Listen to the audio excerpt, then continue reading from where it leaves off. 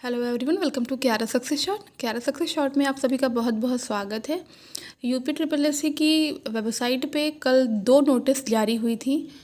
पहली नोटिस वहाँ पर वन रक्षक एवं वन्य जीव रक्षक इससे संबंधित थी और दूसरी थी कनिष्ठ सहायक की जो परीक्षा होने वाली है उससे संबंधित। तो दोनों नोटिस क्या है वो हम लोग देख लेंगे और समझ लेंगे कि उन चीज़ों में क्या लिखा हुआ है।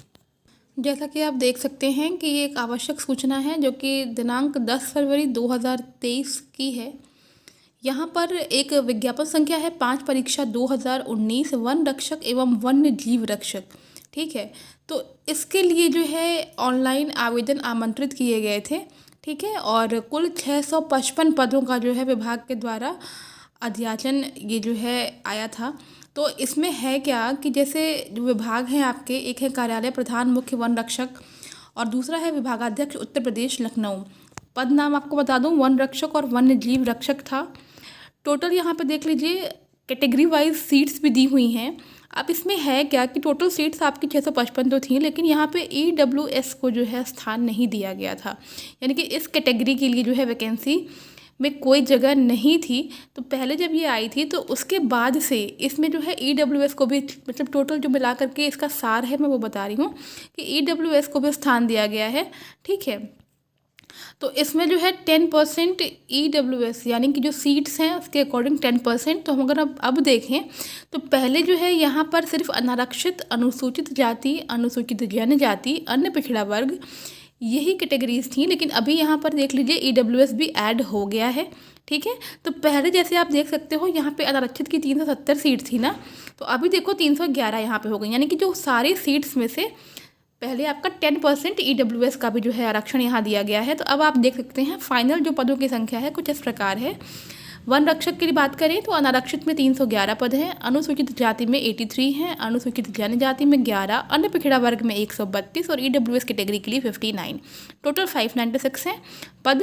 विभागाध्यक्ष उत्तर प्रदेश लखनऊ की बात करें तो वन्य जीव रक्षक के लिए अनारक्षित 40 सीट, अनुसूचित जाति की 10 सीट है, अनुसूचित जनजाति की 2 सीट है, अन्य पिछड़ा वर्ग की 2 है, EWS की 5 है। टोटल बात करें तो ये है 59 और अगर इन दोनों को ऐड कर देंगे तो 655 टोटल सीट्स जो है यहाँ पे वैकेंट हैं। ठीक है, तो यही जो है आपकी नोटिस जारी हुई थी। अब बात कर लेते हैं कनिष्ठ सहायक की जो नोटिस आई है वो किस चीज़ की है। ये नोटिस भी जो है कल की ही डेट की है। तो देख सकते हैं यहाँ पे 9 परीक्षा 2022 कनिष्ठ सहायक मुख्य परीक्षा, ठीक है, के अंतर्गत यहाँ पे अवस्थापना एवं औद्योगिक विकास विभाग उत्तर प्रदेश शासन के नियंत्रणाधीन कनिष्ठ सहायक के जो कुल 62 पदों पर जो वैकेंसी आई थी 62 पोस्ट वाली, उसके लिए जो है ये यहाँ पर, तो यहाँ पर जो है परीक्षा की योजना और पाठ्यक्रम का जिक्र किया गया है। ठीक है, तो आप देख सकते हैं कि लिखित परीक्षा एक पाली की होगी यहाँ पर, जिसमें प्रश्नों की संख्या आपकी होगी 100, समय अवधि 120 मिनट यानी कि 2 घंटे होंगे। ठीक है, जो परीक्षा के प्रश्न हैं वो वस्तुनिष्ठ एवं बहुवैकल्पिक होंगे और प्रत्येक प्रश्न का 1 अंक यहाँ पर होगा। ठीक है, नेगेटिव मार्किंग भी है यहाँ पर, यानी कि एक क्वेश्चन गलत होने पर 0.25 नंबर या फिर आप 25% कह लीजिए एक नंबर का, या फिर उसको आप 1/4 कह लीजिए। ठीक है, तो ये आपकी जो है अंक की कटौती होगी अगर आपका कोई क्वेश्चन गलत होता है वहाँ पर। तो अब बात करते हैं परीक्षा योजना क्या है। तो देख लीजिए यहाँ पर 4 भाग होंगे, हिंदी परिज्ञान और लेखन योग्यता। प्रश्नों की संख्या 30 होगी, अंक भी 30 होंगे। दूसरा भाग है सामान्य बुद्धि परीक्षण, 25 प्रश्नों की संख्या है, 25 अंक भी, क्योंकि प्रत्येक प्रश्न 1 अंक का है इसलिए सेम ही है। सामान्य जानकारी तीसरा भाग है, 25 क्वेश्चन 25 मार्क्स के।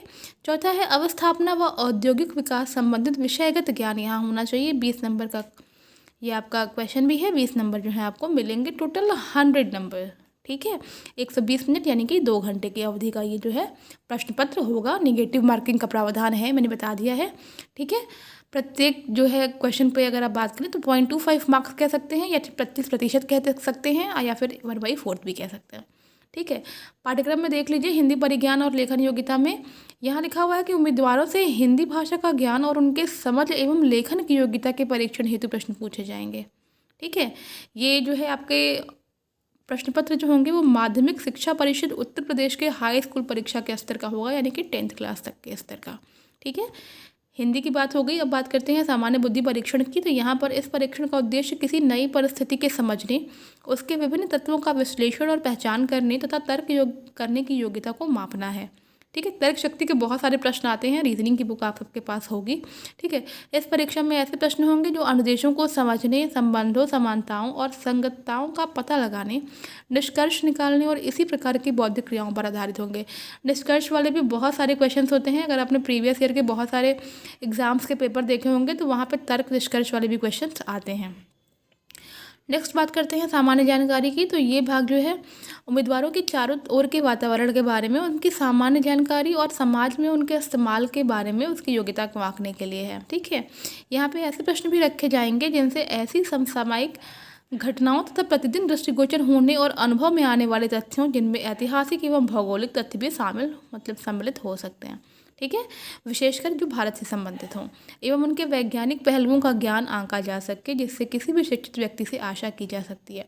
इसमें आपको टोटल आपका जनरल नॉलेज, करंट अफेयर्स, जो भी चीज़ें हैं ये सब कुछ आपको आनी चाहिए। विशेषकर अगर हम बात करें ज्योग्राफी की, तो इसमें जो है भारत का भूगोल जो है आप पढ़ेंगे। ठीक है, भारत से संबंधित चीज़ों को जो है आप देखेंगे। चलिए बात करते हैं भाग 4 की, अवस्थापना व औद्योगिक विकास संबंधित विषयगत ज्ञान।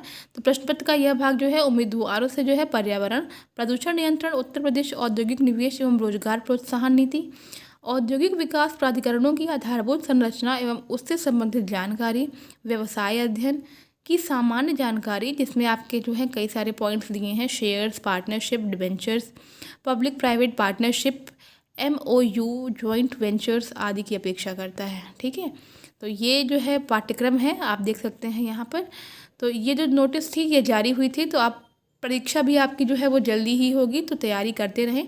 इसी परीक्षा योजना के साथ आप जो है हिंदी के लिए जो है बेसिक आप समझ सकते हैं, जो चीज़ें आप पढ़ते हैं उन चीज़ों को आपको पढ़ना है। हिंदी की कोई बुक ले लीजिएगा। बाकी रीजनिंग के लिए भी जैसे जिस स्तर का पेपर आपके स्टेट गवर्नमेंट के एग्ज़ाम्स में आता है उस स्तर तक की, बाकी जीके और करंट अफेयर्स के लिए आप फॉलो कर रहे होंगे कोई भी बुक, एक मासिक पत्रिका, या फिर अगर आप नहीं पढ़ना चाहते हैं मासिक पत्रिका तो आप जो है कोई 1 ईयर की भी आप करंट अफेयर्स की बुक ले सकते हैं, जिसमें आपको सारे नॉलेज हो जाएंगे क्या क्या हुआ है प्रीवियस ईयर में। और बाकी जीके के लिए जो है आप लूसेंट की बुक उठा सकते हैं, या फिर और भी कोई अगर आप बुक प्रेफर करते हैं तो आप कर सकते हैं। ठीक है, एक है आपका सब्जेक्ट जो इसमें मेन मोटो इसका यही है, तो इसकी बुक भी जो है आप मार्केट से ले सकते हैं और वहाँ से पढ़ें। और बाकी जो चीज़ें टॉपिक दी हुई हैं उनको आप अलग से कहीं से भी पढ़ सकते हैं। अदर कोई क्वेरी होगी तो कमेंट बॉक्स में कमेंट ज़रूर करिएगा। मिलते हैं नेक्स्ट वीडियो में। Till then take care and bye bye.